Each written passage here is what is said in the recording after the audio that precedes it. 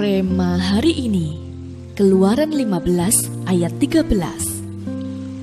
Dengan kasih setiamu engkau menuntun umat yang telah kau tebus. Dengan kekuatanmu engkau membimbingnya ke tempat kediamanmu yang kudus.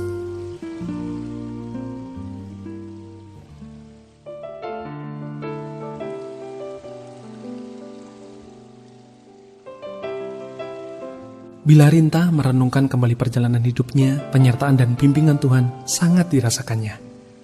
Ia teringat ketika baru menerima Yesus sebagai Tuhan dan Juru Selamat, hal yang paling sulit baginya adalah mengampuni. Kala itu pernikahan Rinta diambang kehancuran. Dalam sebuah pertengkaran hebat, Rinta yang sudah gelap mata hendak meledakkan seluruh kemarahannya dengan kekuatan penuh. Ia tak peduli lagi hasil akhirnya.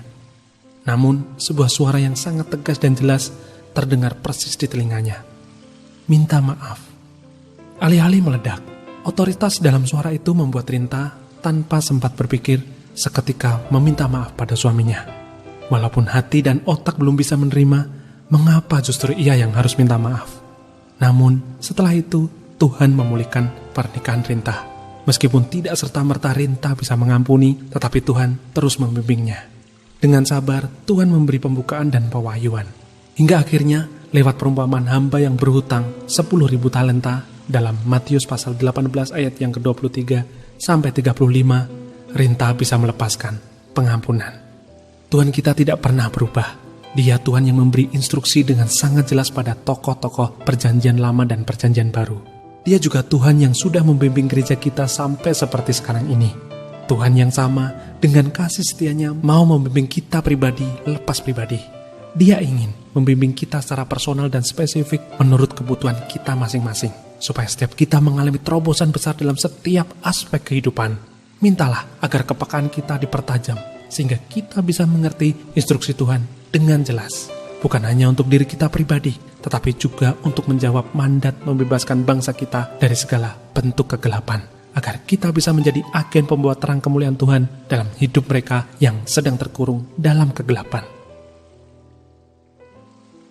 Sudahkah Anda bisa mengerti instruksi dari Tuhan dengan jelas atas hidup Anda?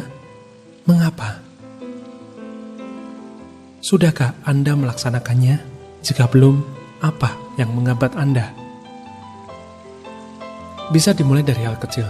Coba pikirkan apa yang bisa Anda lakukan untuk membuat terang bagi yang sedang dalam kegelapan.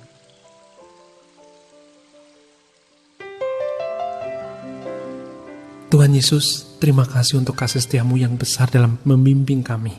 Kesabaranmu membuat kami akhirnya bisa melihat dan mengalami terang kemuliaanmu dalam hidup kami.